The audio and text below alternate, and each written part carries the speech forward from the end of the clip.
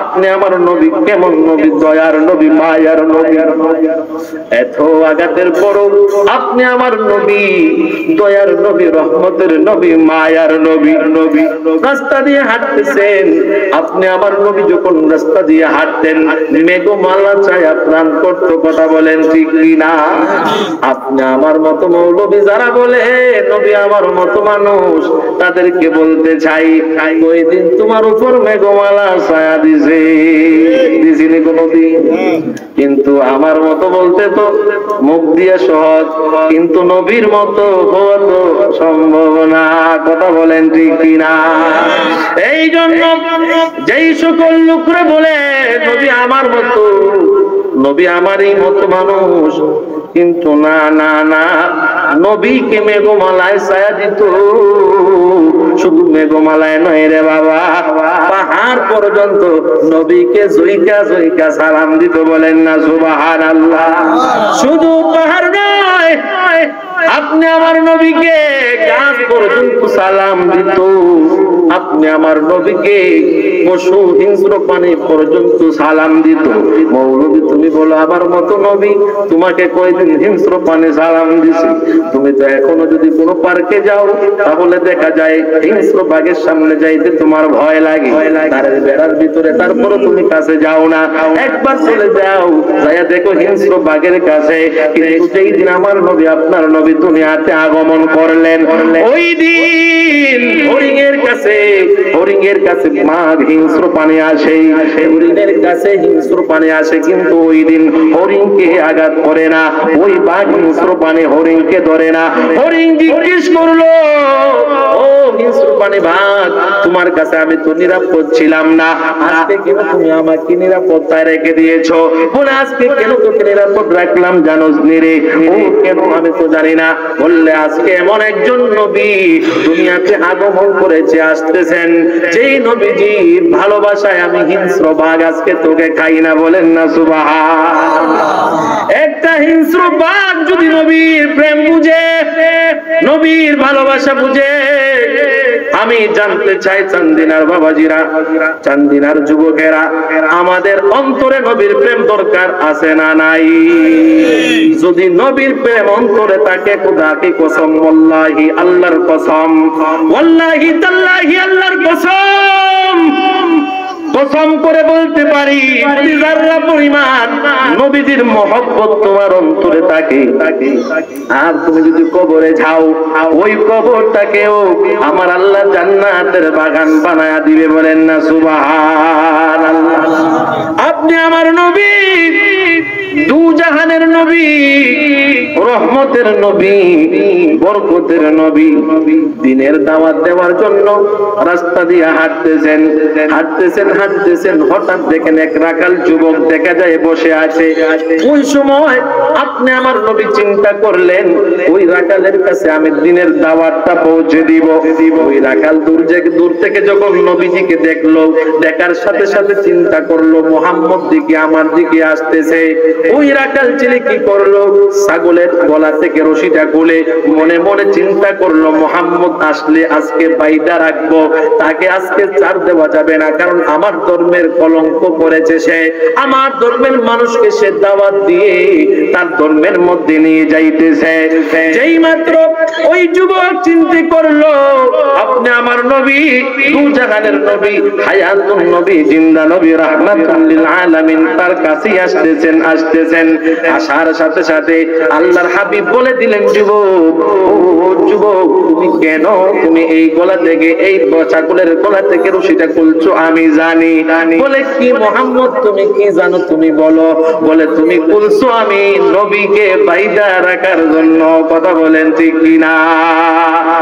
আল্লাহর হাবিব যেই মাত্র ওই রাখাল ছেলের কথা বলে দিলেন, রাখাল ছেলে বলে, হ্যাঁ মুহাম্মদ তুমি কিভাবে জানো আমি যে তোমাকে বাঁধার জন্য এই রশিটা আমি ছাগলের কাছ থেকে খুলেছি? বলেন তো এই শক্তি দিয়েছেন আপনি আমার নবীকে কে? আল্লাহ দিয়েছেন। আমরা যদি বলি আমার মতো নবী, তাহলে নবী যে গায়েব জানে সেটা অস্বীকার করার কোনো সুযোগ আসেনি। নবী যদি গায়েব না জানতো তাহলে কিভাবে নবী বলে, এই রাখাল তুমি ওই রশিটা খুলছো আমাকে বাঁধা রাখার জন্য?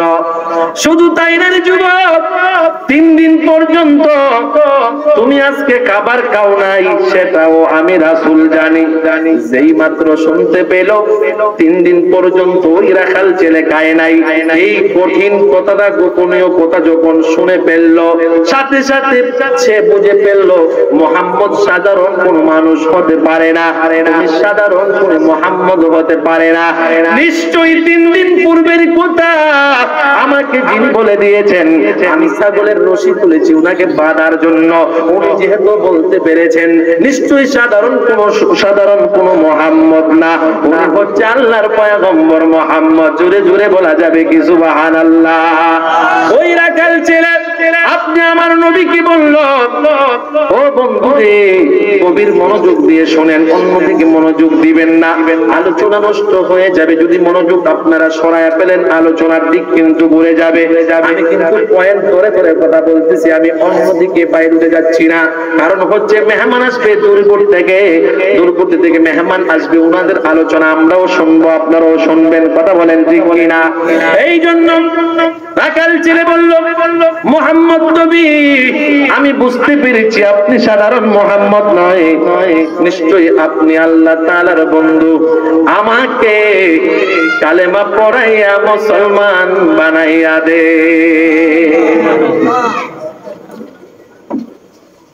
যেই মাত্র কালেমা পড়াইয়া মুসলমান করে দিলেন রে বাবা,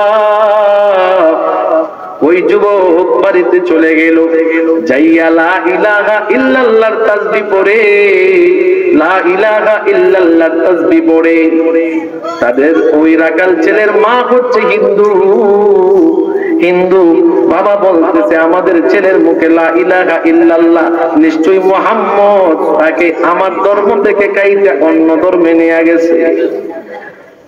ওই ইহুদি বলল, সন্তান ওই কালামটা তুমি কোন জায়গায় পাইছো? ওই যুবক বলতেছে এমন একজন মুহাম্মদের সামনে আমি করেছি গো বাবা, আমি মুহাম্মদকে রাগান্বিত অবস্থায় আমি বাইদা রাখার জন্য ছাগলের গলা থেকে রশি খুলেছি। মুহাম্মদ আমার কাছে আসার আগে আগেই বলে দিয়েছে। শুধু তাই না বাবা, 3 দিন ধরে আমি খাবার খাই না।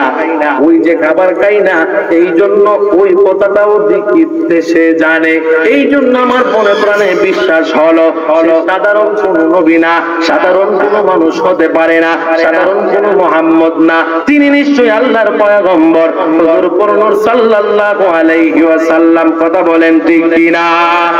যুবক ডাক দিয়া বলে, আব্বা আমি এমন একটা কালাম পড়েছি, এমন একটা কালামুল্লাহ শরীফ আমি পড়েছি গো বাবা, যত পড়ি ততই মজা লাগে। লা ইলাহা ইল্লাল্লাহ, লা ইলাহা ইল্লাল্লাহ, লা ইলাহা ইল্লাল্লাহ, লা ইলাহা ইল্লাল্লাহ, লা ইলাহা লা জোরে লা ইলাহা, লা জোরে লা ইলাহা, লা জোরে লা ইলাহা, লা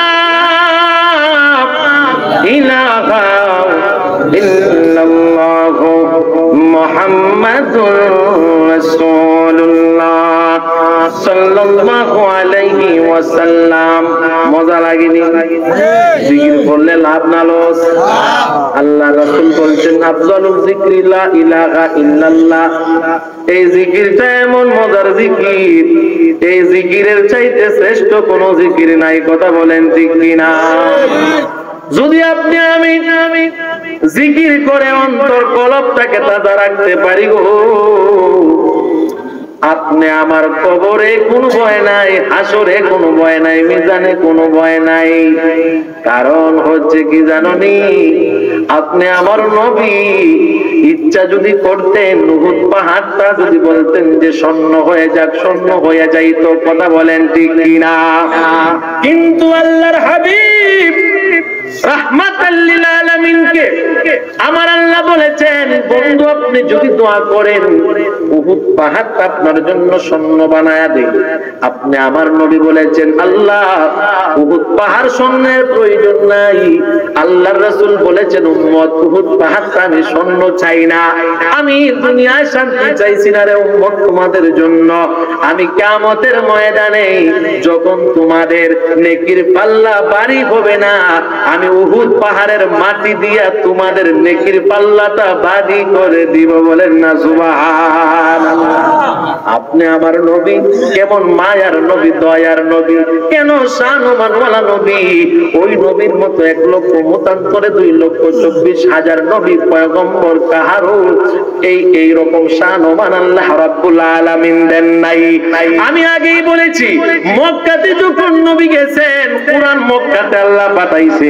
এরা গুহায় যখন নবী দেখমত, ওই মুহূর্ত কিন্তু নবীর কুরআন ওই হেরার গুহায় আল্লাহ রাব্বুল আলামিন পাঠাইছে। কেন পাঠাইছে জানেননি? আমার আল্লাহ ওই নবীকে মহব্বত করেন, ভালোবাসেন, এই জন্য পাঠাইছেন। কথা বলেন ঠিক কিনা? ওই নবীর প্রেমে, ওই নবীর মহব্বতে যদি জীবনটা লাগাইতে পারেন, কাজে লাগাইতে পারেন, খোদা কি কসম আপনি আমার জীবন ধন্য হইয়া যাইবে। কথা বলেন ঠিক কিনা? এই জন্য যুবক, মুসা ছিলেন জলিল কদর পয়গম্বর। মুসা কি ছিলেন? জলিল কদর পয়গম্বর। মুসা নবী আল্লাহর কাছে যখন যাইতেন, এমনি এমনি আল্লাহ ওনার সাথে কথা বলতেন না, সময় মতো কথা বলতেন। উযু করে যাওয়া লাগতো এবং স্থান ঠিক করা লাগতো, সময় ঠিক করা লাগতো। কিন্তু আপনি আমার নবী, দয়ার নবী, মায়ার নবী, এমন একজন নবী গো, যেই নবীর সঙ্গে আল্লাহ কথা বলেন কোন সময়ের প্রয়োজন হয় না, উযুর প্রয়োজন হয় না, স্থানের প্রয়োজন হয় না। রাসূল যখন মক্কায়, আল্লাহ রাব্বুল আলামিন কথা বলেন মক্কায়। রাসূল যখন মদিনায়, আল্লাহ রাব্বুল আলামিন কথা বলেন মদিনায়। কথা বলেন ঠিক না? এই জন্য মুসা পয়গম্বর, মুসা আলাইহিস সালাতু ওয়াস সালাম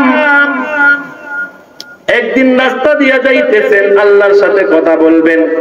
উনি যেই জায়গায় কথা বলেন সেই জায়গাটা হচ্ছে তুর পাহাড়। কথা বলেন ঠিক কিনা?